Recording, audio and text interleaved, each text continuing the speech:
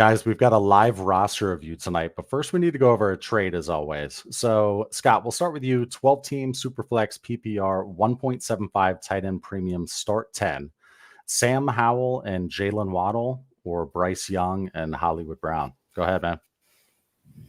I think in this deal, I'm probably going to take the Sam Howell and Jalen Waddle side only because I can do more with Jalen Waddle. I don't really care about the quarterbacks here. A lot of people will say you're selling a little low on Bryce Young, but really no such thing as selling low. It's selling them in a deal that you like. And I do think I have more live ammo on these Howell Waddle side that I can move around with. If I don't like those two players, I could probably go and get a different receiver. Probably could go find a different quarterback if I like a more stable quarterback, maybe someone like Dak Prescott or Deshaun Watson I could probably get, but I'm at the table with more assets with the Howell and Waddle side. So that one pretty easily for me here. Same for you, Shane? I don't know if it's easy because it hurts a little bit, but I think I would still make that deal. I've been someone that was trying to trade Bryce Young since Monday. We had our Monday morning drive. Join our Discord, our Monday morning drive, and we ended on talking about Bryce Young, and I had some ideas about, let me see if I could go move him, and those ideas were shot down in a hurry in the real world. His street value is very low right now. It's like very, very, very weak stepped on value. So I think I would take this deal. So you think you could get Dak Prescott straight up for Bryce Young right now, Scott? No, but I think that if you're willing to move Bryce Young plus, you could probably go get Dak Prescott. And I think if you put Sam Howell in the same trade, the person is actually more likely to be willing to take Sam Howell. As much as you might say Bryce Young has more quote unquote dynasty value than Sam Howell, that's debatable. Right. It feels like more people would be interested in pivoting to Sam Howell versus pivoting to Bryce Young. Bryce Young is more of a dynasty buy for people. But anybody that's enjoying the production of Dak is probably going, okay, can I get Sam Howell plus? I mean, I consume a lot of content, right? You can hear this discussion out there in the Dynasty streets. Man, if you could pivot off of Dak Prescott during this hot streak and get Sam Howell plus, keyword plus, there'd be people advocating to make that move. Can you pivot off of Deshaun Watson after a decent second half yesterday or Sunday and get Sam Howell plus? Sam Howell is the perfect. He can help you win this year, could get a bonus next year, and anything after next year is just a bonus in among itself. So I think it's just Bryce Young is harder to move right now. So if you get a deal where you can move him for something more flexible, there you go. So this one right here, speaking of Jalen Waddle, excuse me, in our Discord, Shane said, hey, check your offer in HQ6. So Scott, let's get your thoughts on this one. It's I think this is pretty close to what the format is. 12-team Superflex PPR, 0.1 point per carry. So every rush attempt, it's 0.1. And then rushing and receiving first downs, it's extra 0.5 bonus, and it's start 10. So Shane offered me, I get Breece Hall and Jalen Waddle, and I give Jamar Chase and Romeo Doubs. What do you think, man? And Shane, you said I'm in third or fourth place, and you're where? You're in fourth, I'm in third. And just so you know, I did go through the rest of the league. First, I started with the losers. And unfortunately, most of those losers don't have anything that's worth trading for. A couple of them do. I don't know if those losers watch the show or not, but I keep calling them losers. So hopefully not, I guess. I sent out a couple big offers. And then I was like, let me go to someone that I know that actually might trade with me. So I went to beautiful, beautiful Clay there, not softening you up or buttering you up in any way. Scott, what do you think, man?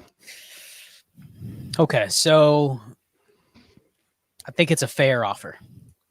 I think it's probably the best type of offer that doesn't involve a bunch of picks or a bunch of just stuff that you're ever going to get for someone like Chase, right? So my question is going to be, I get the inclination that Clay is leading towards not doing this trade. Partially, is that because it is a start 10, Clay? Just hesitant to give up the best player in the deal in a start 10? Yeah, that's part of it. And yeah, just the stink of running backs. I have to look at where my team is at on that, but just Breece Hall, there's no resale value. Jamar Chase will have resale value indefinitely for as long as we're doing this show. But Jalen Waddle's a nice piece. I don't know. I'm going to have to take a look at that squad because, I I mean, the PPC isn't that much, but yeah, I mean, if I think I can make a move, then I would potentially do the Brees Hall side. It's not quite there. It's still missing something, but So what's interesting to me is that you say there's no resale value with Brees Hall. Now, Brees Hall has been cold for the last month. That's fair. But he's still one of what? 4 running backs that actually have value. Yeah. And yet Clay was within a minute dismissed of the fact there's just no resale value. And if that doesn't speak to the way we're treating running backs, it almost feels like, and this goes back to our talk last week, and we did Manic and Chill about this. Clay and I, we did the news break last week about this. There really isn't cross-positional trades that involve high-end running back pieces, right? right. If you're having to swap high-end QBs or high-end receivers, and you have to, keywords, have to take back a high-end running back, immediately you're turned off by that offer, Clay. Immediately. You're going, man, 45% of the value I'm taking back here is in the form of a running back. And would this change if the name was Bijan or Jahmyr Gibbs? Ooh, Gibbs or Bijan, maybe a different story. I don't know. It's close. will Do you say have this. either of those guys, Shane? I will say no. I have Christian McCaffrey, Saquon Barkley, and this guy, Brees Hall. I will say that I've seen running backs move in this league. Just last week, Bijan Robinson and Christian McCaffrey moved. Now, that was also a trade that I was involved in, and they moved in the same trade. But hey, they moved. There is a market for running backs. Well, let me ask this. Clay, would this trade change for you if it was Christian McCaffrey and Jalen Waddle for Jamar Chase? That's probably going the other way. That's probably going the other way. Shane, would you give up Christian McCaffrey and Jalen Waddle for Jamar Chase? What does he mean going the other way? I don't understand. I don't understand. Meaning that's regressing in terms of that's regressing. regressing. Oh, yeah. But yeah, I was gonna say I was kind of hoping he was gonna say yeah, because I was just gonna go, all right, well, let's rescind that offer and go send it now. Let me ask you this, guys. Bijan and Gibbs, what's the delta? I mean, we obviously would trade all around them with any plus on top, but where are you at there? I mean, Gibbs is hot, man. Gibbs is hot. Bijan scored, had a decent game. So where are you at? So Gibbs, I noted this in our Discord chat. Join our Patreon. That Gibbs is exempt from my running back hatred. He is exempt. I am exempting him from the hatred. I have, I think, 4 or 5 shares left of him. I will not be trying to move those. Not today, at least. Let's see how I feel tomorrow. But I'm not trying to move them unless you're giving me straight up like AJ Brown. That's got to be a big boy. Yeah, for sure. Bijan, I will move Bijan, and I have moved Bijan repeatedly and moved him last week for CeeDee Lamb. So it sounds like for Clay, if this was Gibbs or Bijan, he would be more open to doing this deal. And then what would be the equivalent of the piece coming back? Because I'm sure you're not getting that as a 2-for-1. Would you add in something better than Romeo Dobbs? Would you add in like a late first? Nah. Okay. No. Yeah. Well, I'd have to look more at our rosters and whatnot.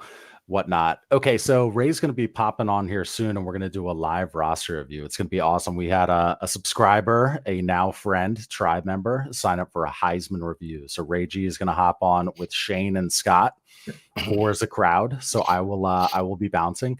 So this one I'll pull up. Cassius Carter. I've been called Cassius Clay before, which is kind of cool. If you're looking to move T-Law, go to the A-Rich owner is what he says. What are your thoughts on that right there? I thought that was interesting.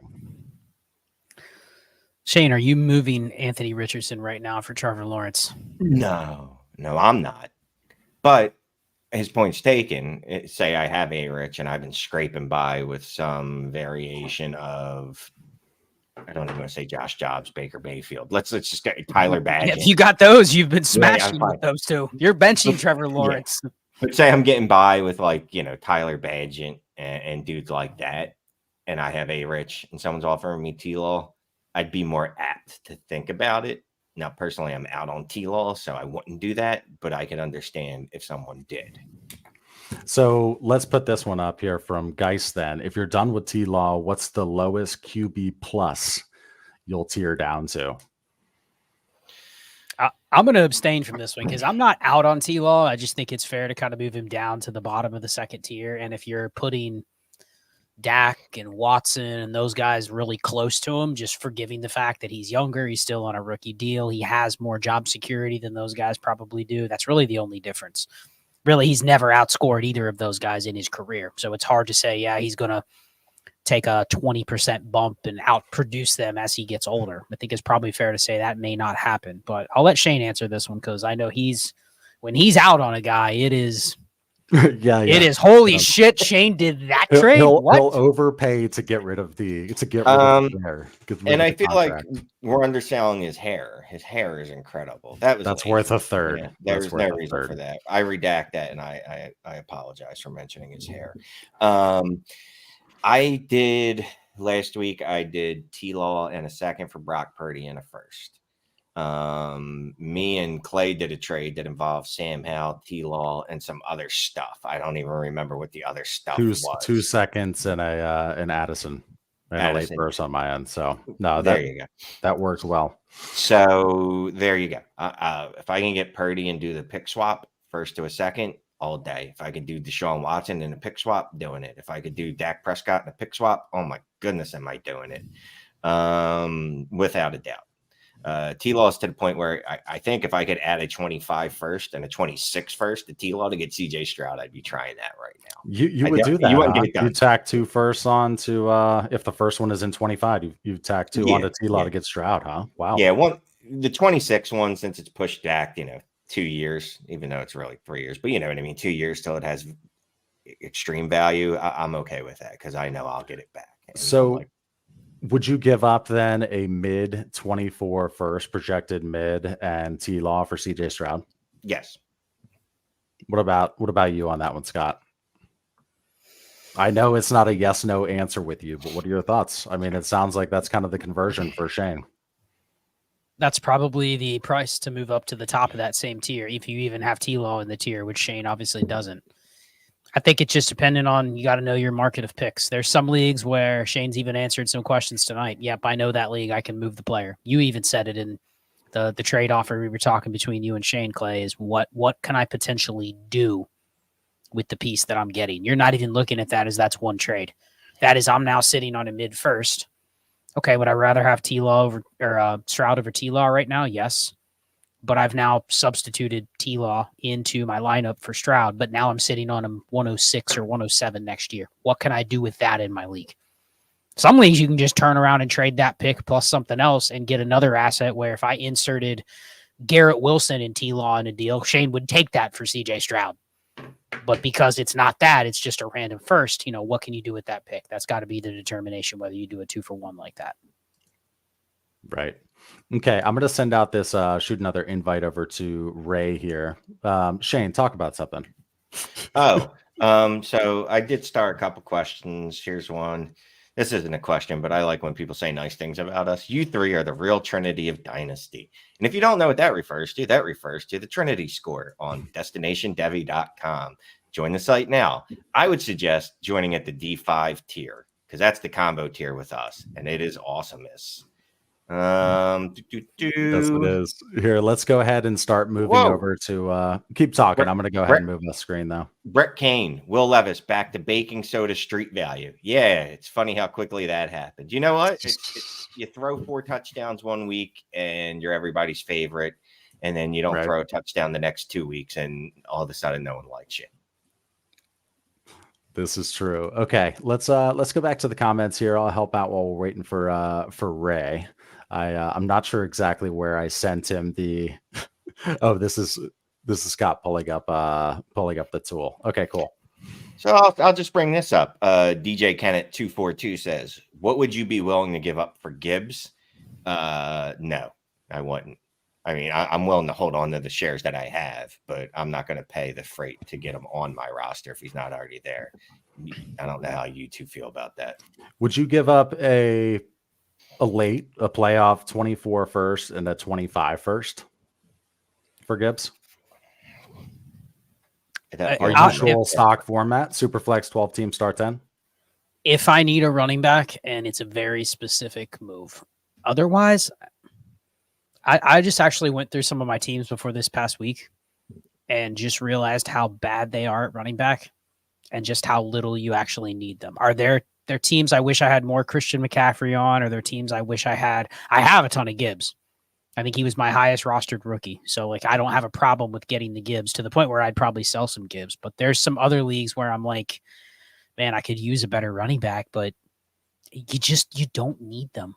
You just simply do not need them, especially when you're talking a lot of the leagues that we play in that are start 11, start 12. You do not need them. Start 9, 10 teams, start 9. Okay, you probably have to have a hammer somewhere.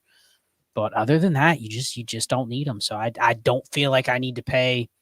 Can I pay 20% of the price on Gibbs and get Keaton Mitchell? And just start him. Yep. Someone asked a question earlier in the Discord, and we don't have it pulled up, but asked about what do I do with Keaton Mitchell going forward? You know, he's a guy averaging like 7 touches a game, 10 opportunities a game. What do I do with Keaton Mitchell going forward? Yep. And what was my next question? I don't know if Shane remembers this. My next question is, the team was contending. Who have you been starting? And I believe the answers were Najee Harris and somebody else that you were like, Najee, and I'm trying to think who the other one was. But it was like, so you've been starting guys like Najee every week. Derrick Henry, that was the other one. It's Najee and Derrick Henry. We've been starting Najee and Derrick Henry, and we're wondering what to do with Keaton Mitchell. And if you have Keaton Mitchell, you should just be putting him in, right? Instead of jamming that Najee and Derrick Henry in there over and over and over. No. And the question was, well, no one will buy Najee or Derrick Henry. And answer to my answer was because you're probably trying to charge too much. Those guys ain't worth the first. Right. You know, Derrick Henry's a guy you just dump. Take a second for him and start Keaton Mitchell instead of holding out going, let me wait till Derrick Henry. And I see Ray join this. Derrick Henry goes out and scores 23 this week, Ray. Are you getting a first for him then? No. 27 on the spreadsheet. He could go out there and score 83 this week, and you're not getting a first for him. You're not getting a first for Derrick Henry since I was in a happily. But people will want that, though. That's what they want, though. They're going to want a first, right? Like, they're going to want that. Oh, it's Derrick Henry just smashed. Right. But, Ray, what's then up, you man? You kick yourself when, sorry to interrupt Ray's introduction. You're you good. kick yourself when Derrick Henry scores 8. You go, damn, that Keaton Mitchell on my bench. I just couldn't start him over Derrick Henry, you know, and he outscores him 4 straight weeks. And then finally you put him in, and that's when Derrick Henry will smash. And then you're pissed. You traded him away. It's a cycle that you become victimized with when you do not liquidate those running backs. Hi, Ray. I just want to say I feel attacked by Ray wearing a cowboy hat. I feel like this is personal. It was him on Wake Up the other morning too. It's awesome, man. Ray is him. Hey, real talk though, I'm not echoing, right? I got like these new speaker things, so I'm not echoing. No bad feedback. Okay. You were at first for me, but you sound good right now. So yeah, Ray. Tonight we have a Heisman review. Uncle Rico signed up for a Heisman review. We really appreciate that. Helps the channel. So what you get as part of that is Ray G comes and joins us. Thank you, sir.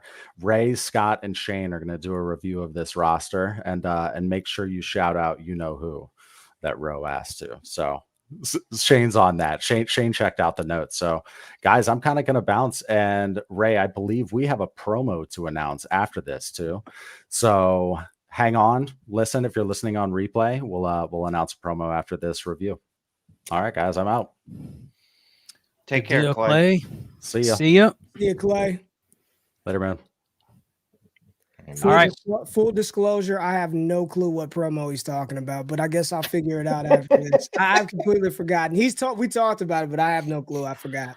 All right, guys. You ready for this Heisman review? You'll remember. You just have to trust me that this is what you agreed to, okay? You're like, that rings a bell. Okay, I'm gone again. All right. Uncle Rico is in the chat. Uncle Rico, we're going to shout out some questions to you. Please make sure you answer. And not that everyone's not important to us, but if everyone could kind of let Uncle Rico answer without flooding with comments for a little bit, we'd appreciate that. Before we start, though, I do want to give a shout out to Jackie, who is Uncle Rico's significant other. She supports his fantasy football obsession, which is a good thing. You should support the things that your significant other enjoys. You shouldn't belittle them. So that's awesome of Jackie. She follows fantasy football. Oh, she doesn't follow any fantasy football, which is even better because she's still supportive, even though she probably doesn't even understand why Uncle Rico feels the way he does about this game. So that's really awesome of her. Yeah, she's probably sitting here going, what on earth is this roster review? What are we talking about here with the roster review? So are we ready? Ray, they're saying you're a little muffled in the chat. Say something real quick. Ray, are you ready? Yeah, I'm ready to go. Like, am I good? Just make sure I'm good. Do I sound good to y'all? You sound fine to me. I don't hear any muffling. Shane, Okay. do you hear any Maybe muffling? I was moving around and stuff. I just want to make sure I sound good. Sounds Nope. good to me. And Uncle Rico, Jackie, is his fiance. So good luck with the upcoming wedding, whenever Thank that might you. be. I'm good. Yeah, let's get it, Yeah. man. I'm excited. It's a good one, man. Yeah, put a ring on it. Congrats, Uncle Rico. Let's get into his roster review. So here's what we normally do, Ray. Shane and I normally knock these out together. I'll read through the format. I'll share the team up on Dynasty Daddy, and then I also have the War Tool up so we can take a look at the War Tool. I'm going to put the username in the chat for both of you if you want to pull it up on your own screen, because sometimes it's difficult to see it on my screen. So we're going to jump into it. So we're going to start by just going over the format. It's a 12-team Superflex PPR lineup league, 1.75 tight end premium. No other premiums, bonuses, or anything that we're aware of, and is a start 11. So 12 teams, start 11, 1.75 premium. No other bells and whistles unless Rico wants to chime in with more on the chat if there's anything that we're missing with the format. It says 25 to 29 roster spots. I believe Dynasty Daddy will say how many it is. No, it doesn't say how many roster spots it is. Rico, chime in on how many total roster spots, but we know it's 25 to 29.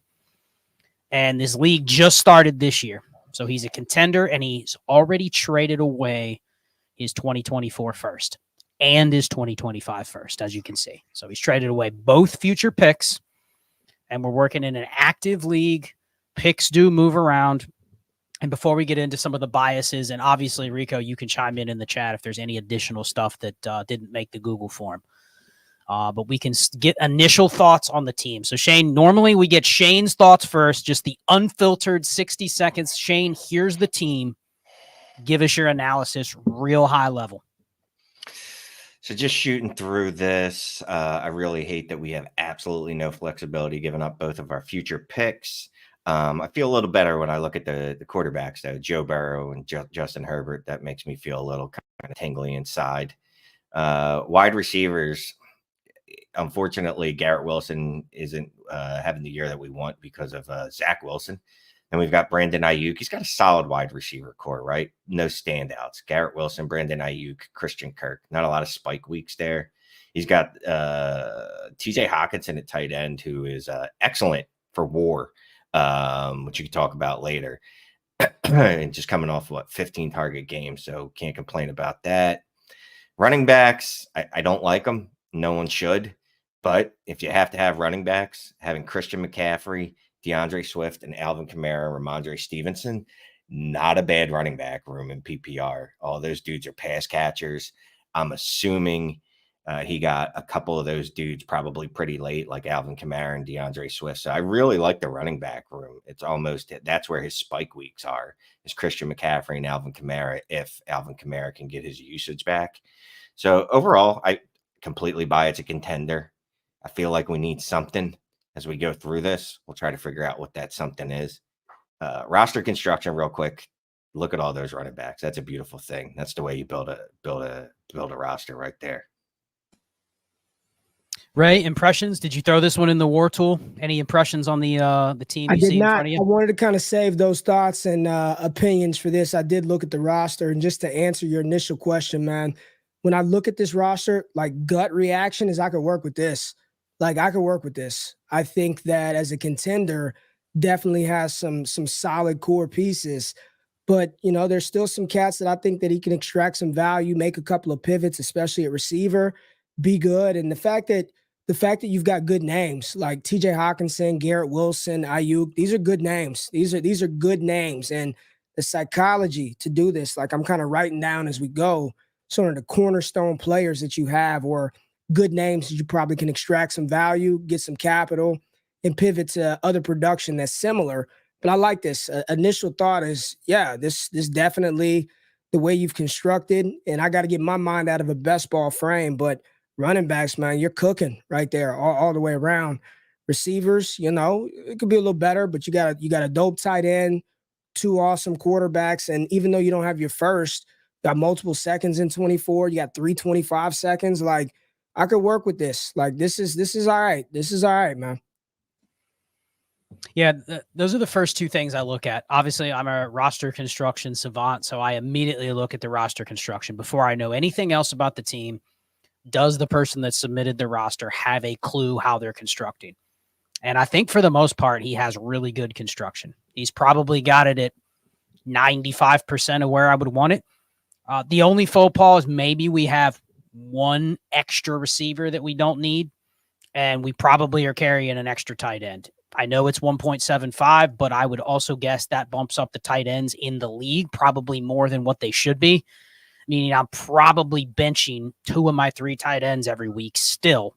Yep. Yet someone may be interested in one of my tight ends, specifically a guy like Michael Mayer. That would be one if there's a trade chip that I could be affording to move here, that would be one of the first places I would look, because I'm fine with Hawkinson, and then you know what? Shit goes south, I just throw in Cade Otton and I spray and pray. But I don't need to carry 3 because I'm probably holding some extra value, like Ray calls it, the ADV with Michael Mayer, where he's sitting there but really doesn't have a purpose on this team. But otherwise, good construction. I don't like the flexibility, like Shane said. This team is a quarterback injury away from then having to, eat it to go fix it late down the stretch. So hopefully that doesn't happen, but otherwise it's pretty good. So let me just go through some of the biases he mentions, and then you guys can chime in further on the biases if there's anything that you see that you would immediately attack. He says the league overvalues wide receivers. Okay, so that first thing to know. Might be why he doesn't have a lot of awesome receivers, right? Because they're tougher to get. They have a bias towards fading running back. All the competing teams have sold or selling their draft capital. The rebuilders have already sold a lot of vets. Quarterbacks rarely, if ever, move in this league. So he'd say an edge he's able to exploit is that most teams do not value handcuff running backs at all, which has allowed him to collect them all. And they would rather roster a bunch of clogger receivers. And he put Sky Moore, DJ Chark, Darnell Mooney, but basically wasted spots that you'd never even want to start in a league like this. So that's a little about his league. So Ray, I'll start with you, then we'll go to Shane. Anything you immediately look at and say you're trying to attack here without looking at the war, without knowing anything else about his trade partners, anything where you're like, man, there's a little inefficiency here. What stands out? And if I got this straight, he said that his league overvalues wide receivers. So and I'm just going to assume they'll pay up for a good name, or if there's a dope receiver out there, the value of that receiver is pretty high. My immediate thought, and man, this pains me because I'm actually going to talk about this player in the Trinity Report episode later this week. But Garrett Wilson, freaking awesome, man. He's awesome. And what he's doing right now, in spite of not having Aaron Rodgers, is incredible. But you could find Garrett Wilson production this season, maybe take a dip back. I'd be interested to see what he could move Garrett Wilson for. Just not completely bow out of Wilson and get a first and not replace it. But is there a way for him to move down a little bit, get maybe similar to consistent production, knowing that Wilson's going to have the other Wilson, acquire some capital to do something a little bit later? Y'all keep talking about the flexibility, but Courtland Sutton, I really don't know what you can do with him. Even if the league overvalues, maybe you can capitalize off of last night, maybe. But by and large, ain't nobody buying into Sutton like that. So the first player, like immediate stick out to me, I'm not trying to move CMC. If I'm trying to win, I need Christian McCaffrey, right? Can I move Garrett? And the league doesn't value running back. So can I move Garrett Wilson? What can I get for Garrett Wilson to help me right now and to give me some insulation and flexibility moving forward? Is that a Jordan Addison? Is that, I don't want to throw too many names out there, but that's immediately where my brain goes, is Garrett Wilson. Yeah, that's interesting. So while Ray was talking about that, I'm just looking at KTC. Like, who can I get that produces similarly, I can't say the word, it doesn't matter, to Garrett Wilson, and also get some capital back? And it's going to be a guy that I always bring up. Looking at the KTC rankings, way below him. Michael Pittman's a dude. Like right now, I would, if I could, in this situation, if I could trade Garrett Wilson for Michael Pittman plus, again, I try the old okey doke. Here's my second. You give me back the first. So then I build in some capital, and I got a similar, I can't say the word, a wide receiver that's producing at a similar level, right? Next year's next year, whatever. But that's why I have the first. And for what it's worth, Pittman's one of only 9 wide receivers, one of 9 wide receivers with a 30% target share. And that's something that's usually sticky year over year. The dude's a target hog, so I'm not worried about him in the future at all. Garrett Wilson could be an absolute monster in 2024. He could be an absolute monster at the end of this year when Aaron Rodgers comes back. You know what I mean? But we don't know how long Aaron Rodgers is going to play. And you see how fickle that is when he's running out there with Garrett Wilson. His target, or excuse me, with Zach Wilson, target share is still elite, but he just can't get the production because the quality of the targets just aren't there. So a couple things that he asks. So he asks a couple specific questions at the bottom of his review on what he wants us to focus on. He already mentioned roster construction. He used his 24 and 25 picks to acquire Garrett Wilson and TJ Hawkinson. So they've probably gotten him close to where he is right now. He's 6-4. He's pretty much top 3 across the board everywhere in Dynasty Daddy. He still has the 5th most draft capital if you count the extra seconds that he's bought into. If you notice, he has an extra second next year, 2 extra seconds in 25. So he doesn't have the first, but in a start 11, the seconds still hold a little weight. You know, someone will give you points for those seconds if you ever want to use those. The second thing he wants to know is regarding his running backs right now. He doesn't have a lot of long-term assets at running back. He talked about McCaffrey and Kamara. He also mentions exactly what I had said, and I didn't read this part until after I said it, but he said if Burrow or Herbert were to go down, he's now at the subject of the mercy of the league. Are willing they're going to trade him a fill-in quarterback? He's going to have to go overpay for a bad quarterback, right? But that's why he has those seconds. You know, this might be a team where can you go trade for a third QB down the stretch and try to get somebody a little cheaper? Or maybe you wait. It just depends. If we have a trade deadline, that matters too, because you don't want to pass the trade deadline, be without one of those QBs. There goes your ship chances if you only have one quarterback, most likely. So he mentioned that. Does he buy a third QB? And then he also is kind of getting a little bit greedy, saying, is there a way to kind of maximize his future while still, and this is what I talk about all the time, Ray, is maximizing the future, but at the same time, not really losing his margins in terms of whether he can win this year. And my first thought there was, can he move a couple running backs?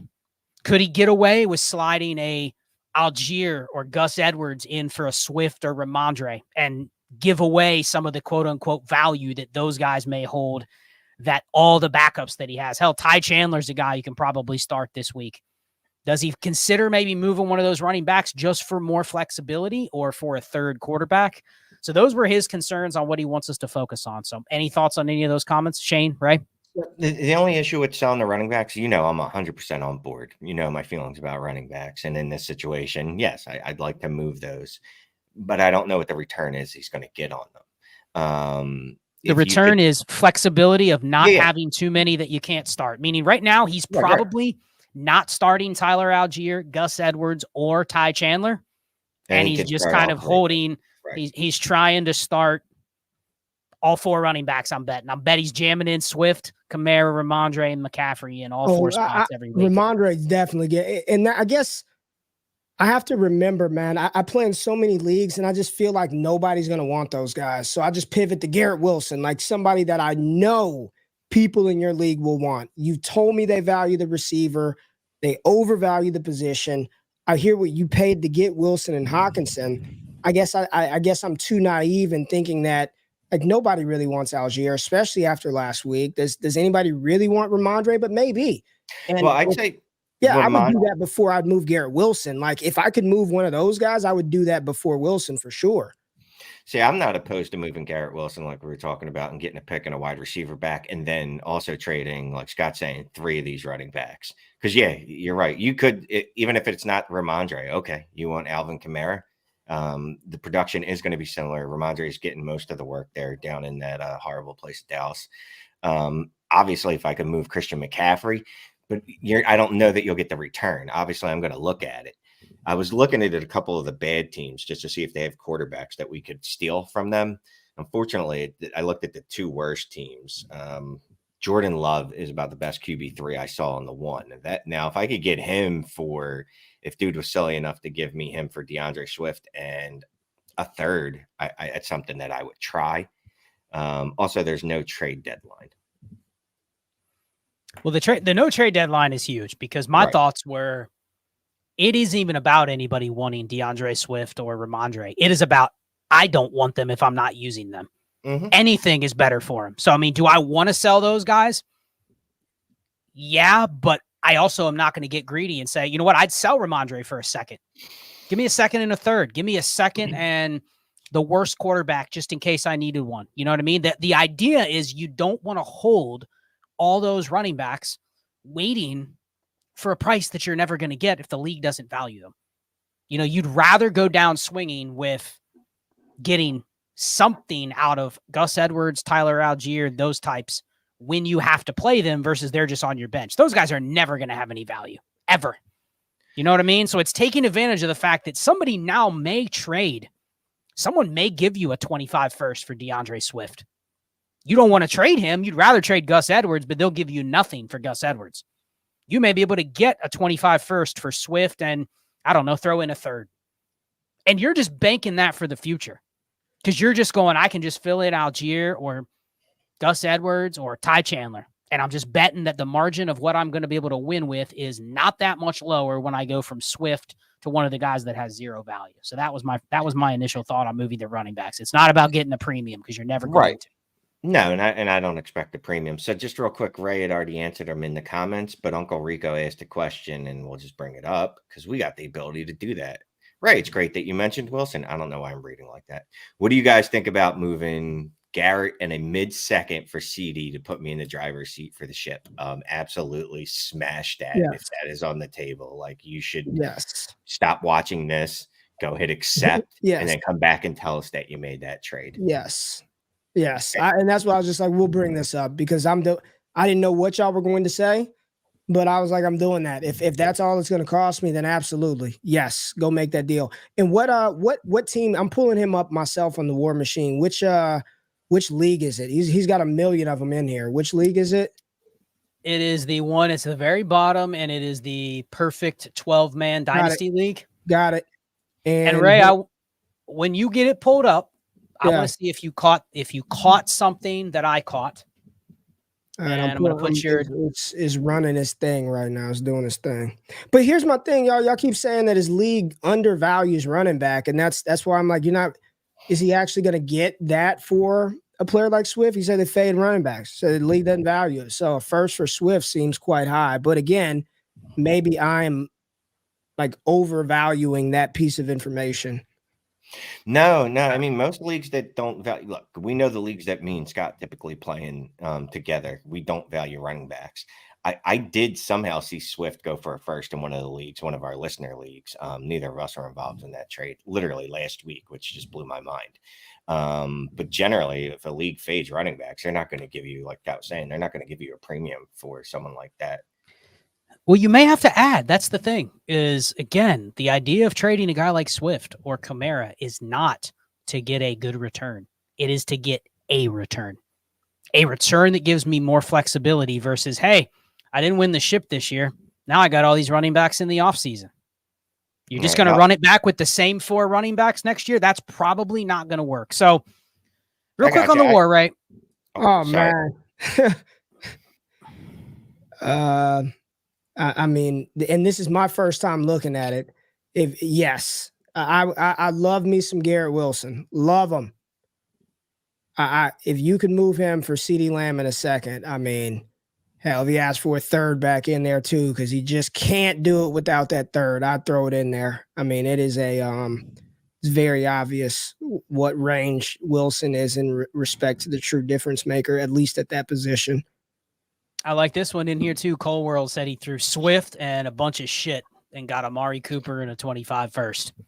I'd rather have Amari on this roster. Well, I take away the first. I'd rather have Amari on this roster than Swift and a couple late picks. Yeah. Right? Yeah.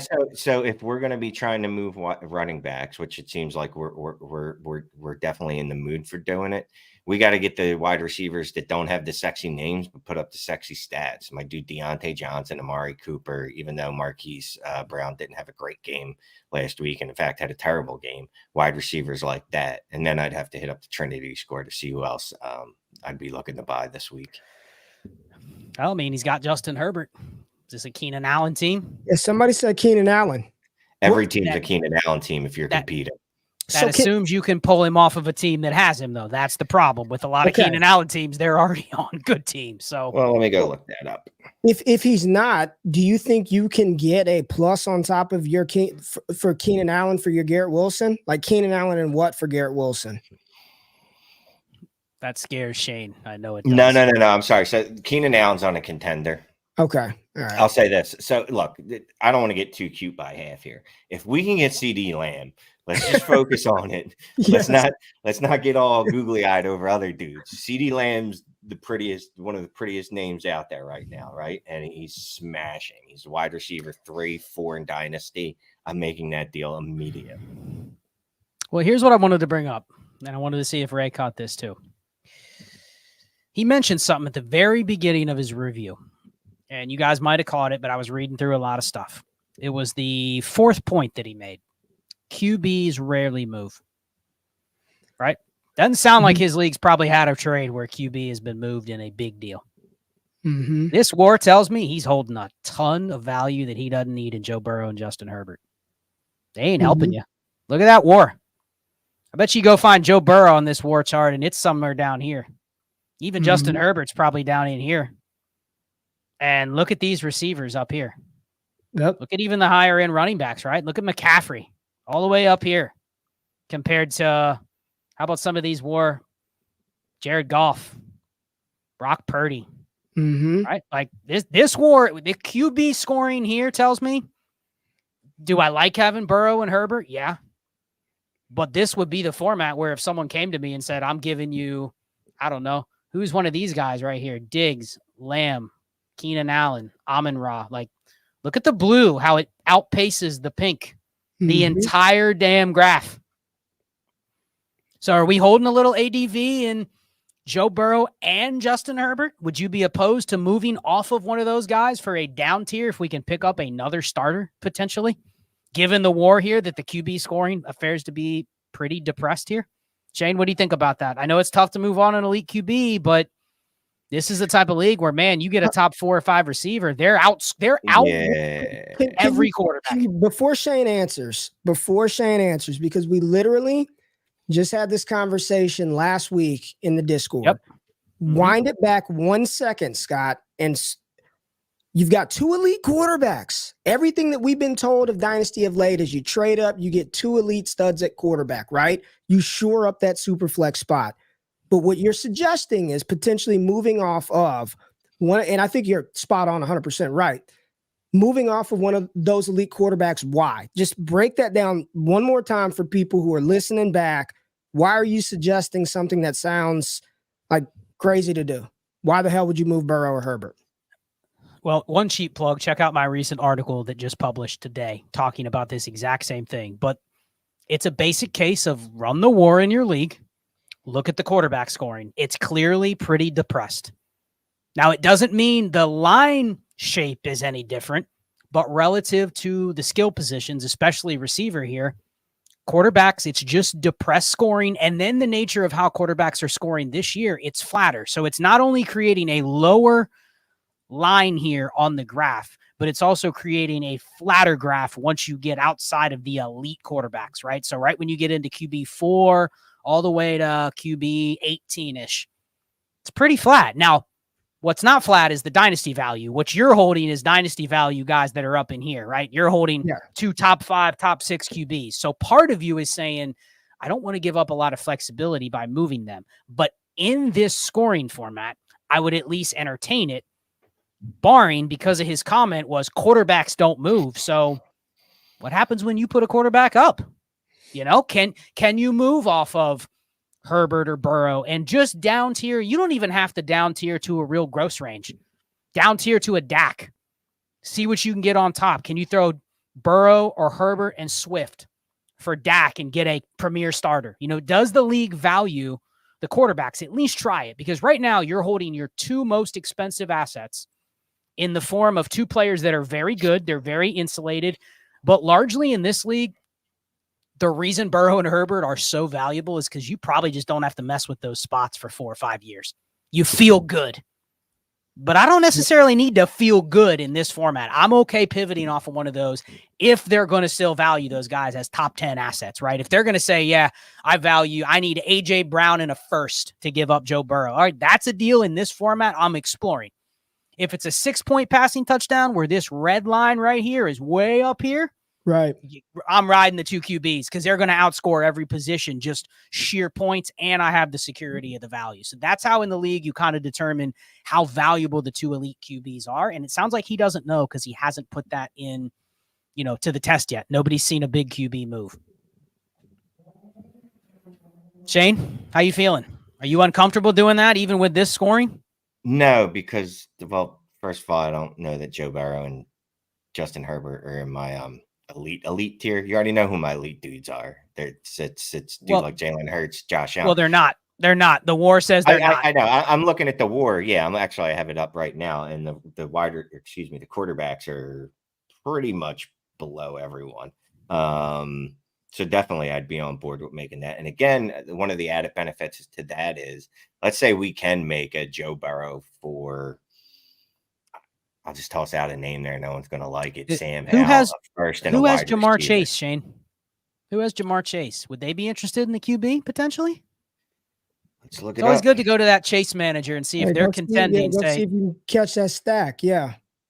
See what they got that maybe they could that would be a contender. They've got Kyler Murray, Chris Olave.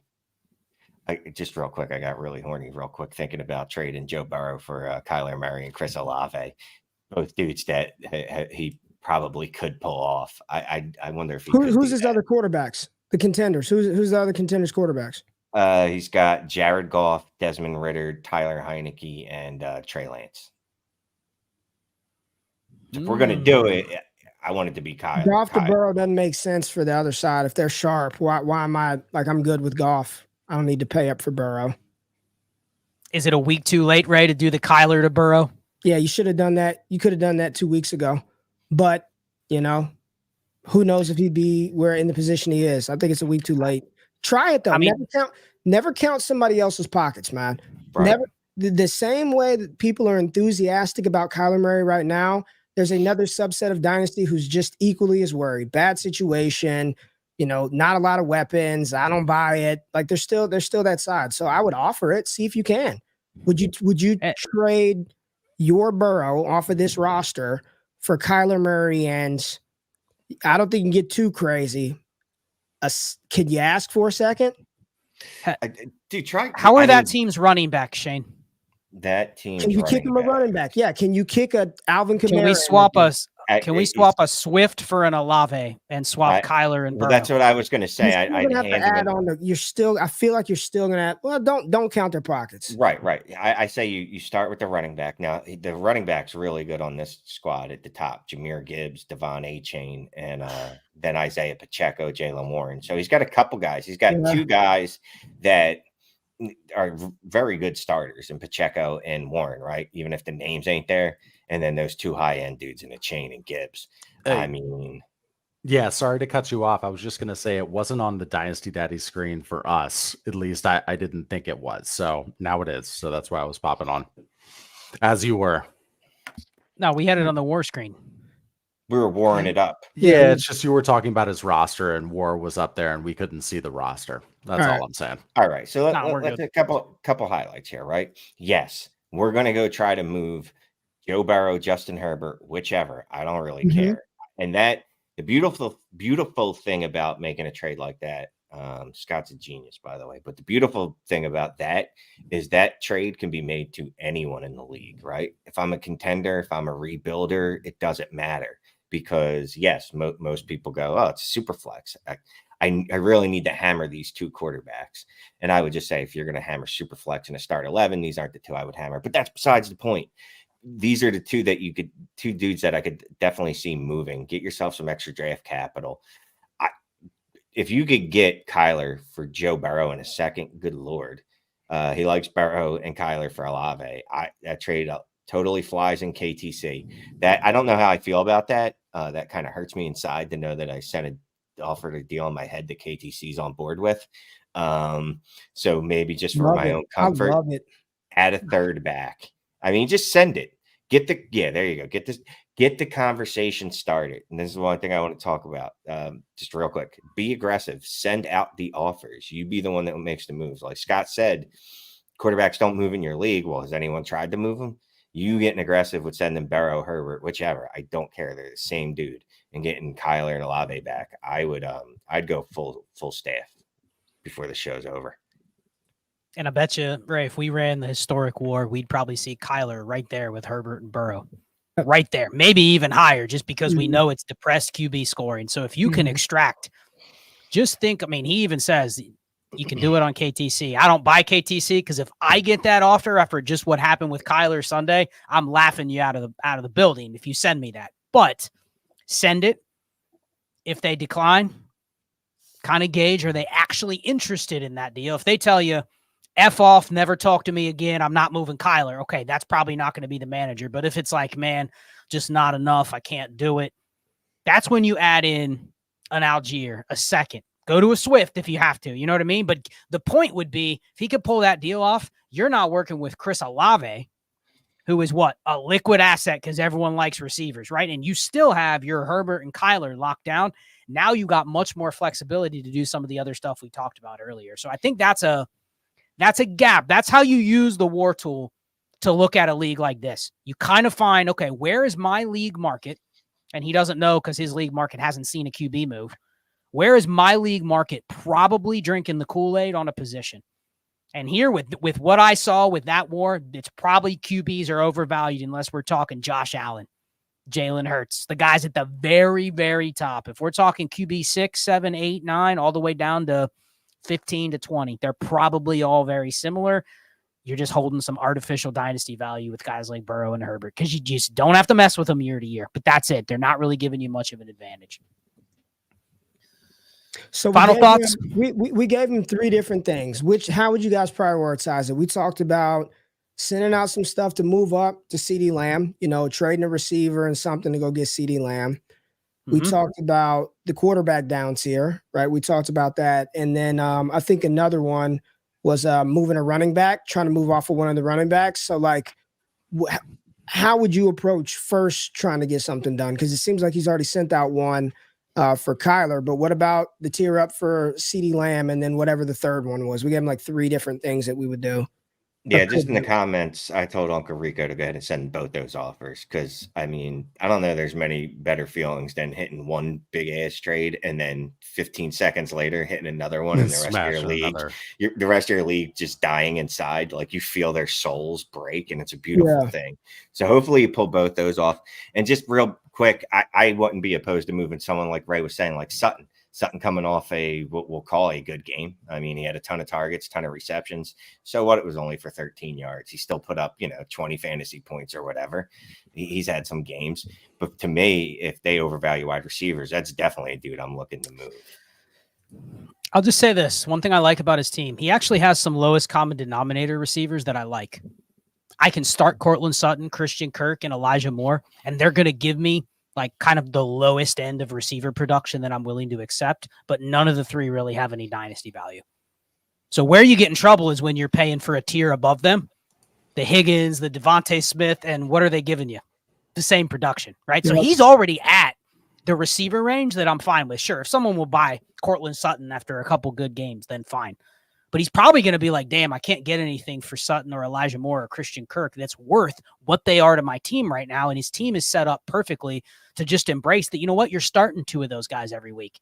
You just are. Unless you can upgrade, those are not the guys you trade for a third.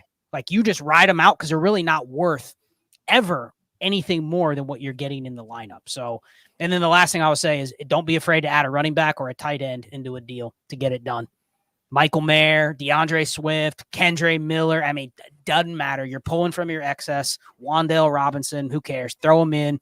seconds, thirds, get your deals done before you get to the playoffs and leave yourself just a little wiggle room. Love it. Love it. Great review, guys. From my vantage point. Hopefully Uncle Rico got value out of that. And real quick, Uncle Rico, we tell everybody when we get reviews, but don't tell anyone else. You can hit us up. We're on Discord, Twitter. We're still there sometimes on the X, especially if it's to tell us that you pulled off a deal, because that would be very, very exciting. For sure. Yeah. And I just want to say one thing, as the first one that I've been a part of with you guys, one thing that I always preach, and it seems like Uncle Rico, you already sort of apply these things in your league, is don't be afraid. Don't be afraid to make a deal. I think so many times people are paralyzed to either embrace the fact that you've got a bad roster and you need to shed points and accumulate capital, or that you've got a strong team and it's okay to push in to try to win. That's how many leagues Scott and Clay and Shane and I have been in, and we've made a series of moves, and some of them great and some of them you just look back and laugh. But the one thing you gain by doing this is you learn and you get comfortable sometimes being uncomfortable in a deal. Right. And when you see that process come to fruition, there's nothing better to be like, damn, I didn't need that Kyle Pitts or Drake London or Garrett Wilson, and I still was able to pull this off. So never count somebody else's pockets, and don't be afraid to make a deal. Don't operate paralyzed. If you're out there scared to make a deal, stop playing Dynasty. Just stop. So really enjoyed it, man. Really enjoyed it. Ray, this was awesome. And the promo that I teased, okay, that that I am reminding you of now is we're gonna do a promo where if you sign up for the Destination 5 tier, so the Destination 5 tier is the combo tier between Dynasty Trades and 5 and Destination Devy. You go to destinationdevy.com, check out the Destination 5 tier. If you sign up for that and send a screenshot to Shane on X at Shane is the worst, X/Twitter. I can't do it. Send the screenshot to Shane saying you joined, and we'll hook you up with a roster review or a heavy discount. Ray will throw in some stuff on his end, sharpen his pencil, maybe access to the site for a month or something. So let's do that. All right. We'll hook you up. Send a screenshot to Shane signing up for the Destination 5 tier, and we will take care of you. I'll throw in a hammer hat. F it, right? I mean, look at Shane's hat. Doesn't everybody need that hat? I need Ray's hat. It's a nice hat. Somebody needs Shane's hat. And don't forget the leggings and the slides. I was telling Scott, my ex-wife said that slides are kind of dope. She was going to get them for the kids for Christmas, but I got them first, so they'll love me more. Nice. All right, y'all still need me anymore? It's good. I want to let y'all get back to it. I'm sure that y'all good. We good. Oh, we're good, man. Appreciate you, Ray. Appreciate y'all, man. It's Trades and 5. Y'all close it out, man. Y'all close it out. Buddy. Later, man. Dude. Oh, that's awesome. All right, we're gonna open up them super chats. I did. So you want to throw some super chats down? We've got 26 minutes or so. Me and Clay might stay a little longer, maybe if you make it worth our while. But anyway. Yeah. We'll see. We'll see. That was cool. That was cool. Ray just put on. Love y'all. Thanks for having me. Yeah, that was awesome. And shout out and thanks again to Uncle Rico, and shout out to his fiance. Congratulations. Yes. Okay. So yeah, we don't have a super that's popped in yet. We'll keep an eye out for it. Let's see. Did we put this one up yet? That's still starred. Do you recognize this before I start reading it? We didn't read it yet. Okay, cool. So this is from A. It says, I've heard you guys talk about not wanting to make picks, but still try to get as many as possible. In a total rebuild, what do you do with all the mid-round to second, third round picks from selling assets? I think maybe he's taking it literally that we don't want to make picks, because a lot of times when we're saying we don't want to make picks, it's we would prefer to use the picks to buy production or war during the season. But in a case where you're essentially just liquidating everything, especially if you're trying to move your team to the bottom, stanking as the crowd likes to call it, you're probably going to end up with a bunch of extra seconds and thirds and probably some fourths. And then you're going to get to the off season, and part of it is you got to take advantage of leaning into the uncomfortable feeling a little bit in the off season, because what's going to happen in the off season? hey, oh man, I'm trying to sell. You're going to get the manager in your league that he wants to sell Mike Evans in May. Wants to sell Mike Evans. And you're going to go, why the hell would I buy Mike Evans when we're 4 months away from the season starting? He's in his, 10th year at this point, 11th year at this point, and I have no incentive to buy him over any other 30, 31-year-old receiver that let me see if they can get to the midway point of the year. Then I'll buy when I know the market's never going to inflate to a point where I can't attain him. So you have an option there, especially if you've kind of just retooled for the year and you're willing to try to contend. Buy some of those guys when their price, it's going to be uncomfortable. You may have to pay the mid-second, the early second to get one of those guys. And you're going to go, oh man, he's never been more than an early second. Why would I pay that in June? But sometimes you make a couple of those moves. There goes a couple of your picks. The other thing is we've seen where there are certain players that go in round 2, round 3, even round 4 of rookie drafts that you can make a profit on. And that's something we're going to have to do some more work on in the offseason in terms of who those players are. And I think a key hidden gem is probably going to be following sites like Keep Trade Cut just for how players are trending. I don't give a shit who the player is. I don't care what team they're on. I don't care what their draft capital is or their profile or anything. There's going to be certain players that if they're a 6th round pick, people won't like and they will dismiss. But if this guy's a 5th round pick, man, that's the sleeper of the draft. And I hate to say, well, I want the sleeper of the draft, but who is the guy that if they do turn into something that could be resale, have resale value. There's a sell window. And with the way things operate now, I mean, Ray and I have talked about this a ton, and this is something him and I plan on talking about a ton in the offseason, is the old ways of evaluating prospects. We've seen a lot of those narratives be broken over the last couple of years. A lot of the athletic testing, size of players, who gets early opportunity and who doesn't. Yeah. We've seen the running back position be almost entirely random with who gets opportunity to the point where it's almost not even worth your time to try to figure out, okay, what 3rd round running back is going to start and which one isn't even going to get a touch. And sometimes you don't know until it's too late. So there is some merit, I think, in after a certain range, and maybe we call it after the first 15 or so picks in a super flex draft, you almost just fade everything entirely except for the perception of the player, the potential market. And that's it. So that's how I'd view those late picks. Am I going to waste a couple? Yes. Am I going to go, man, I can find the next Puka Nacua or I can find the next Isaiah Pacheco, and you're going to whiff more times than you're not. But I actually don't hate making those picks as long as I didn't acquire seconds and thirds with the idea I can pick players better than Shane. Mm-hmm.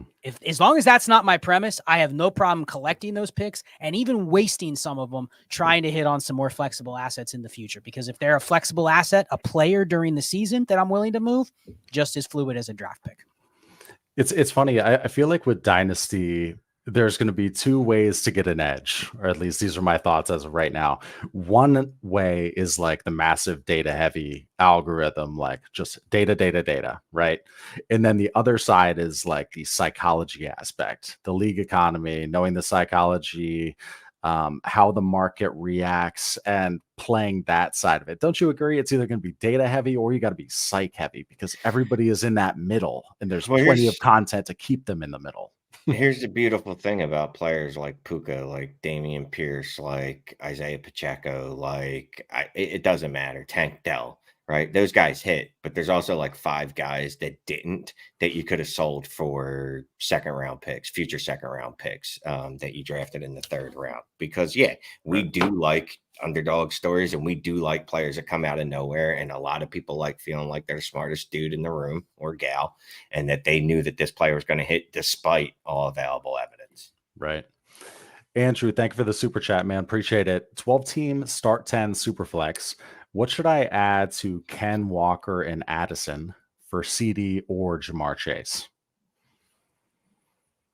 So let's take, what would you add to KW and Addison for CD? It's a start 10. Can I get away with just adding a first? You would add a first, huh? Ken Walker, a first, and Addison for CD? Mm-hmm. Or Jamar. Preferably Jamar, but yeah. Look, CD. I Interesting. talked about it maybe last week, whatever. CD has earned every bit of his top 5 wide receiver ranking. You know what I mean? It's not like it was entering the 2022 season where he was there by default. Came out in 2022, smashed. He's come out in 2023 and just had 3 straight games with 10 receptions and 150 yards. He's that dude. So yeah. As Shane messes with this camera and goes blurry. I know. I didn't touch it. It just does it on its own. It's like it's had enough. I was like, Shane like faded away into the background. But listen, if you look at the actual war on a deal like this, you're going to say I'd pay whatever it takes to get the hammer. It's always is that the best you can get? Shane would just throw a first, no problem, but he's probably already priced out the league and gone, okay, what can I get for Ken Walker, Jordan Addison, and a first? And he's arrived on CD Lamb or Jamar Chase, so he just takes it. So it just comes down to what more can you do? That's why I'm a little more calculated probably, but a lot of times that can be due to my detriment, to where it's like I'm too calculated and I'm always trying to maximize every asset, and it just doesn't always work like that. Yep. Alex, thank you for the super chat, man. Name of my youngest boy. 1 of 2, 12-team, 2 QB, PPR, 1.5 for tight end, start 10. It's a rebuild. Has CJ Stroud, Derek Carr, Orbs, also known as 0 RB, Garrett Wilson, Drake London, and Firemouth. 624 firsts, and they are the 101, 102, 103, 107, locked up with 2 late ones. 2 24 seconds and thirds, and then all the 25, 26 picks and a bunch of extra stuff. 2 of 2 is looking to build out running back room with seconds and thirds, not firsts. Hypothetically, how would you all build out the rest of the team with these picks so that I'm competitive next season? Love the show, fellas. All right, so I'm going back to his roster here. He said it was a rebuild. It's a 2 QB, 12-team, start 10. So this is easy. He set up this roster beautifully. He's probably going to need to add more quote unquote hammers. His tight end, he can dump the tight end and get another second or third or whatever. The tight end's pretty useless here. So if you can get extra picks for Freiermuth, do it. Don't care about him going forward. Same with Derek Carr. Don't care about him going forward. So I'm looking at this going, okay, you're going to need to rebuild probably a quarterback room outside of Stroud. You're going to need to get some more receivers, but I'm not sweating a running back room. If I have a bunch of seconds, a bunch of thirds, 25 picks, 26 picks, you're not telling me you can't patchwork together a running back room. You may have to splurge at some point. Next July, you decide to buy next year's Kamara. That's the one splurge move you make. And if it doesn't work, all right, you just punt another year. But the structure of your team isn't going to change. So I guess if he wants to commit to trying to really win next year and be more aggressive, fine. Not my style, though. I will ride running backs out into the offseason with 0. We say 0 RBs, like Orbs, right? Teams that literally have, I have a couple teams right now, 0 running backs. Not a single one. Out of 32, 16 quarterbacks. Right. I have a roster I'm thinking of right now. It's 32-man rosters. I have 17 quarterbacks and 0 running backs. And all I do is flip the quarterbacks when a guy gets injured. I do not need a running back. I'll churn and burn the waiver wire. But more importantly, I will exploit the fact that other people are not going to want. They're going to want Christian McCaffrey next year. You know who they're not going to probably want? A.J. Dillon. Those types. Guys that are worthless. Now, it doesn't mean I want A.J. Dillon, but the form of who the next A.J. Dillon could be if he's on a better team or whatever, that's who I want next year, and I should be able to go buy him if I'm willing to give somebody a free 309 in the rookie draft. I can collect a running back room to get by, and I can build it in a couple months. Yeah. You know what's crazy to me is that people still hate this running back approach, but go look at the running backs that have put up running back 1 weeks this year. Like Kyron Williams was a bunch of them. Darrell Henderson at 1 week was. Gus Edwards. Just a bunch of dudes like that. DeAndre Swift. All running backs that were cheap to free. So, yeah, I have no concerns about adding a running back to the roster right now. Yeah, when I was looking at that team, I was just looking at the quarterbacks and a 2 QB, and that would be the first thing that I would address. That would be the first thing that would stress me out when I'd look at that roster. Last thing would be looking at running backs. Okay. I mean, luckily he has the 101, 102, and 103. Exactly. So, I mean, with CJ Stroud, like 6 months, you're going to go, damn, I have the best QB room in the league, probably. So you're Yeah, in good he's shape. got firepower to throw 3 firsts at like freaking Kyler if he wanted to, but definitely looking at that position. Okay, so I'm going to turn super chats back off. We've got some others in the hopper here. Thank you very much. I'll read this one off. Joseph Adcock, thank you. 1 of 2 inbox offer. 12-team Superflex start 10. Give Deshaun, Josh Dobbs, and Dio John. Get Puka and 2/3. Rebuilding, have Josh Allen and the 101 and 3 other 24 firsts. I get Deshaun as more valuable, but I don't need those extra pieces, and my other wide receivers are very scarce. What do you think here, guys? I don't like this, and I would not do this. One thing, he did say it's a rebuild, right? Or am I making that up? No, he's rebuilding. He has Josh Allen, the 101, and 3 other firsts, and he's worried about his future receivers. Okay. So basically, he's willing to dump everything. Yeah, so there's no reason even to make this move right now. I can hold on to Deshaun Watson and let his value increase as he continues to improve and put up top 10 quarterback weeks, like I told you he would, as he's done the last 2 weeks that he's played. So I wouldn't sell short on him right now. I'll hold on to him, let his value increase. There's going to be another Puka next year. I know Puka is a fun name to say, and it's a fun story, but there's definitely going to be another Puka next year that if you really wanted to, you can make the deal at that time. And here's the thing. It feels like, and this isn't to attack Joseph, but it feels like he has already penciled in the names he's drafting on his team, right? And he's making preliminary moves. He's already locked Caleb Williams into 101. So he's willing to just gut his QB room right now. We talked about Josh Dobbs in the Discord. You never know. The dude may earn a starting job next year. Sure. To the point and so to just dump him for nothing and dump a good receiver, I get it. Deontay Johnson's probably just a top 24 receiver, top 30 receiver. Like he's probably never going to hit wide receiver 1 numbers again.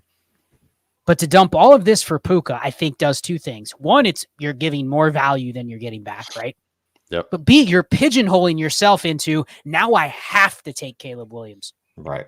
What if he goes to the Patriots next year and you're going, damn, I really wish I could get Marvin Harrison Jr. on Arizona with Kyler.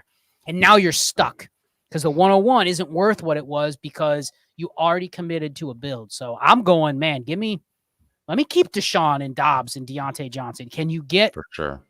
Can you get an insulated piece with Dobbs and Deontay? I could do that.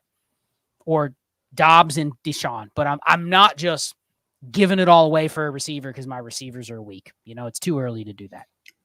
Right. Kevin, thanks for the super chat, man. Appreciate it. 12-team Superflex start 11. Definitely missing the playoffs. Stroud, Watson, Bijan, Achane, Javonte Williams, ETN, Higgins, Nico Collins, D-Hop, and Joku. TB League, Toilet Bowl League, 324 firsts. 1 in the Toilet Bowl, 2 others maybe. Sell 1 or 2 running backs for wide receiver upgrade. Want to pick QB wide receiver. I don't know what that last sentence is. It's code. So I'm not going to explain it to you. It's a little code between me and Kevin there. But yes. I'd see what running backs would be for sale right now. There'd be Bijan, Achane, Javonte, ETN, and you didn't name any other running backs. So that's why I'm going to stop naming them. Absolutely every one of those dudes would be on sale to upgrade at wide receiver. A couple of them, Bijan and Achane, you should be able to get a top tier wide receiver without adding anything to. But if you want to get fun, you could do something like Higgins and Javonte Williams for an upgrade for a Michael Pittman and a pick, something like that. I don't know why I'm so horny about Michael Pittman today, but apparently it's Michael Pittman day for me. But yeah, I'm selling all of those all of those running backs if I can.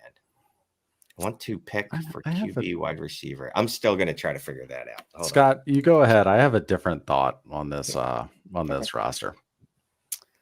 I wonder if he means want top pick for QB or wide receiver, meaning people only want his top picks for QBs or wide receivers is how I would read it. But even if we're wrong, I'm shocked that a rebuilding team that, well, maybe not rebuilding, top but a pick. team that Top pick.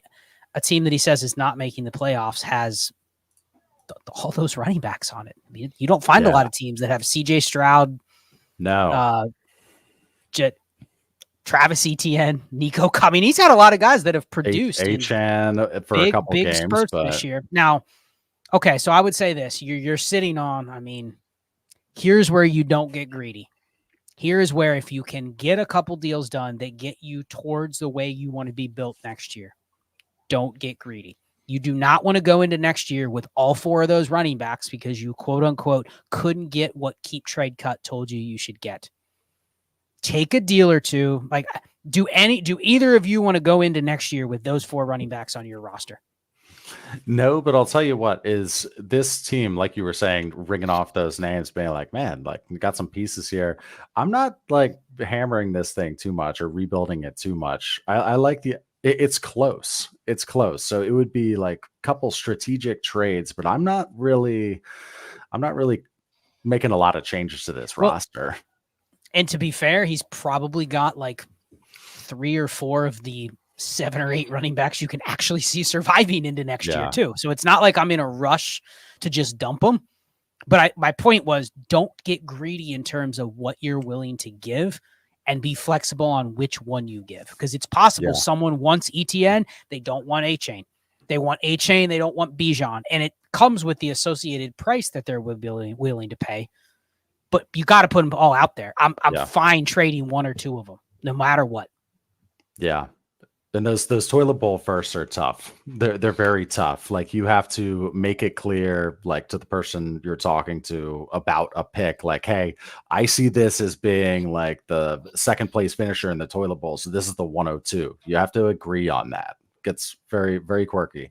Okay, Alec Cruz. Thank you very much for the super chat. Superflex, 12 teams, start 11, half PPR, not in the playoffs, but young, good team. Traded Waddle, a late 24 first, a mid 25 second for Olave, London, an early 26 first, and early 25 second. Thoughts? So Waddle for Olave, that's a win.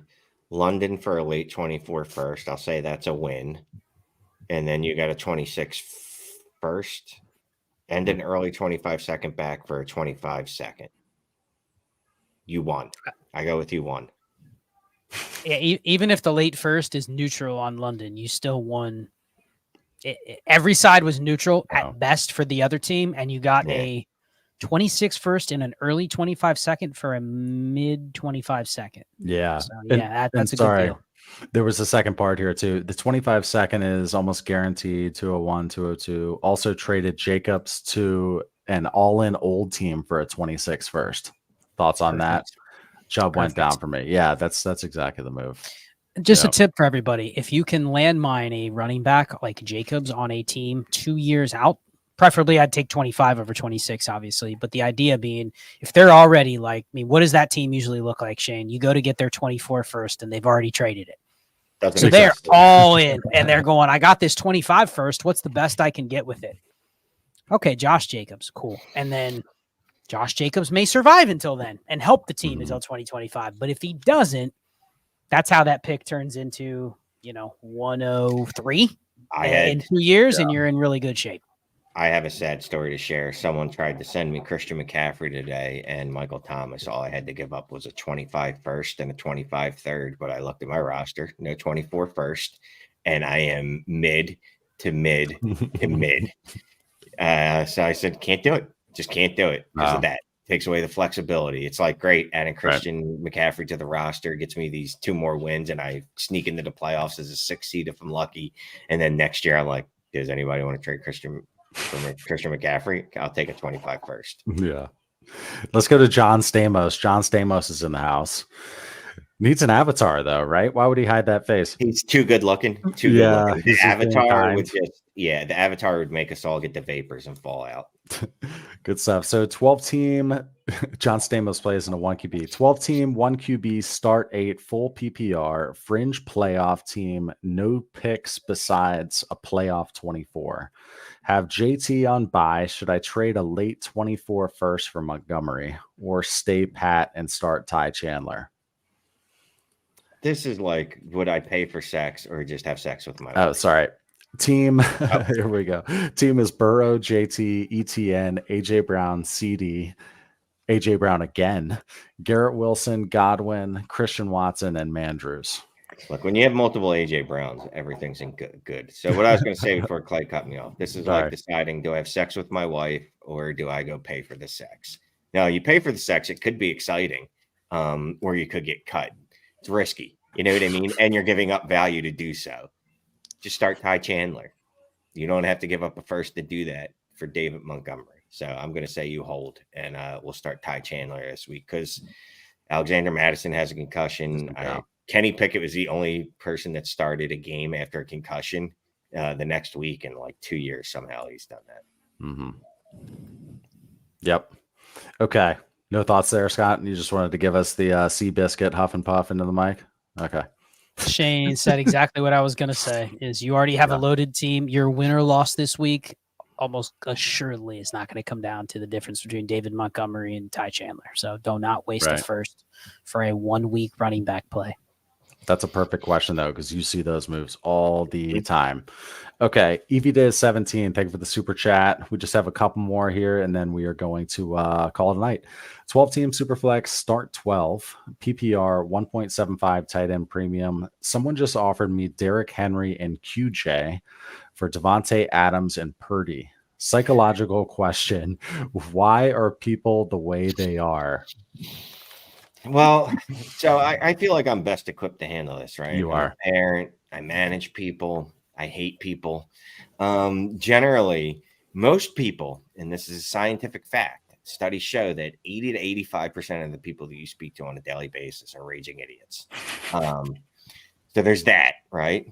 But there's also the just, I'll just see what happens. Maybe he'll be a dipshit and he'll accept it or she'll accept it and then the bad thing is that some people have actually accepted trades like this. You know what I mean? And they'll pull it out of the DLF trade finder and go, look, I found this exact trade 6 months ago that Johnny B. Bad made. And you're like, I don't care if he made that trade. I'm not making it. But mostly people are just not that bright and and they're inconsiderate. They don't think of others. They're inconsiderate. They are. You call them dumb, and you're like, and you're also inconsiderate. That's what it is. It's an inconsiderate trade offer. I might have been doing something like driving, and I had to take my eyes off the road to look at that trade offer. Yeah, and you need to do another trash trade offer video. Yes. Lieutenant Apple, thank you for the super chat. 1 of 2, 10-team start 9 Superflex PPR rebuild. T-Law, Fields, Levis, Brees Hall, Achan, Hunt, Akers, I guess DJ Moore, Devontae Adams, Marquise Brown, Ayuk, Kincaid, and Njoku. 103 is secured. A late first. What move should I make to be competitive next year? I'm trying to move Njoku, but no one is biting and I need help. Thanks, guys. So it looks like he has a 103 secured and then has another late first. And that's his team right there. Superflex, 10-team start 9. Well, there's a lot to unpack here, but the first thing I notice is it is a shallow league, 10-team start 9. It's Superflex, but it's 10 teams. So the quarterbacks really don't matter that much. The quarterbacks he has don't matter at all. And he's got some players on here that I don't know why he even listed them. Cam Akers, what's he doing on your roster? David Njoku, trying to move him in a format where he's absolutely useless. The guy I'd try to move, honestly, is Dalton Kincaid, because that's probably the one somebody might bite on, and you can still get by with just spraying and praying with David Njoku and another equivalent tight end. So it's really just a bet about Dalton Kincaid being a positional difference maker going forward. And it's a team where, I mean, look at the receivers, right? DJ Moore, Devontae Adams, Marquise Brown, Brandon Ayuk. Like, we kind of know what we got with that receiver room. You know, we know what we have probably with the QB room. And it's probably not all that pretty. So he does have the picks. But, I mean, I'll just say everything's on the table here. Not just David Njoku. I'm willing to kind of listen to any offer that kind of reboots this team. Because it feels like it'd be different if you had a bunch of young pieces that haven't hit yet. Kind of feels like a roster that, doesn't this look like a team, Clay, that like tried to win this year if everything went right and then it didn't, and now it's for sure. I'm not really rebuilding, but I've been forced to because my team's in 8th place and it's just not working. That probably feels like what Definitely. This mostly is versus what the intent was. And this would have to be a very specific manager and specific scenario, but like Devontae Adams and Kincaid, can I get freaking Jamar Chase? or somebody up there. Just get a young wide receiver, and then you have that 103 and another first. That's what I would be looking to do. Just like a younger retool. And I agree, capitalizing on Kincaid's value. Yep. All right, cool. Let's go to this last one here from Bello John. Thank you very much, sir. Bello means pretty, by the way. It does. Nice. 10 teams, start 9, half PPR. Lamar, D Watt, DJ. Who would DJ be here? More. No, it's too early. We're still Probably at the running Daniel back. Jones. Daniel Jones. Yeah. Oh. Lamar. We've already eliminated him from our minds. So when people list him, you're going, who? Yeah. I don't know her. Yeah. 10 teams, start 9, half PPR. Lamar, Deshaun Watson, Danny Dimes, Bijan, Brees Hall, Gibbs, Mostert, Olave, Kirk, Cooper, Godwin, Addison, JSN at wide receiver. 5 and 5 says trade Addison for Howell and Algier. Mm-hmm. Shane has shaken his head no less than 43 times. So we'll start with you. What? Why? But why? I mean, is this even super flex? It is super flex. Start 9. I didn't see super flex in there. I'm assuming, but if he's naming flex, 3 quarterbacks, he's got 86 quarterbacks. Dude, you already got Lamar and Deshaun Watson. I would say sure, trade for Hal and then see what you could flip him for. But then I have a feeling that you're going to try to trade him, and the best you're going to get back is Addison. And I'm okay with not doing a full 360 for no reason. So I'll just hold on to Addison here. And hard pass on Samuel Howell and Tyler Algier. Is this buying too much insurance, Scott? Like you like to say, where you're over insuring? You've got Lamar and Deshaun Watson, and here he is looking to acquire Sam Howell as well. Okay, well, let's play a little devil's advocate. We need to know, does he have a trade deadline? If the answer is yes, you might have to think about it. Lamar Jackson hasn't finished a season in 4 years. Deshaun Watson's already had numerous injuries. Lamar hasn't had his bye yet. So I can see where he's a little queasy at QB. Yep. And if you say my trade deadline is Thanksgiving Day, I'm not opposed to buying a third QB. I just don't want to use Jordan Addison to do it. If I'm buying insurance, why am I paying as much for my insurance as my business is worth? Yep. Go to the cheap end. Buy a cheap QB3. Who can you get? Exactly. Who can we give up on the roster that can we give Raheem Mostert for a QB? A shitty one. Just one in case I have to play them. I can play him. Desmond Ridder. You know what I mean? Like that. Sure. That's the level of insurance I want. What I don't want to do is buy Sam Howell, because then I'm going to go, man, Shane, I should probably just start Sam Howell over Deshaun Watson this week, right? Then what's the point of having Deshaun Watson? So don't overpay for the insurance until you need it. And if you want to buy it on the cheap. Love it. Guys, that is it. That is it for the evening. It is 10:03. We did pretty well there. Thanks so much to 387 eyeballs in here. Hit that like, please, if you'd be so kind. Easiest way to help out the channel. Hopefully you enjoyed that roster review. Thanks again to Uncle Rico. And if you want information on roster reviews, email rosterreview@dynastytradesin5.com or go to dynastytradesin5.com/roster review. We have a peer-to-peer review that you can sign up for. They are subs, friends, studs of ours who will do your review for you. There's the live one with Shane and Scott, and then the Heisman one, which you saw tonight. So thanks again. We will see you soon. Would you like to say bye to the crowd, guys? There we go. Bye. There's the nod. All right, I'm gonna end this stream. We'll see you next.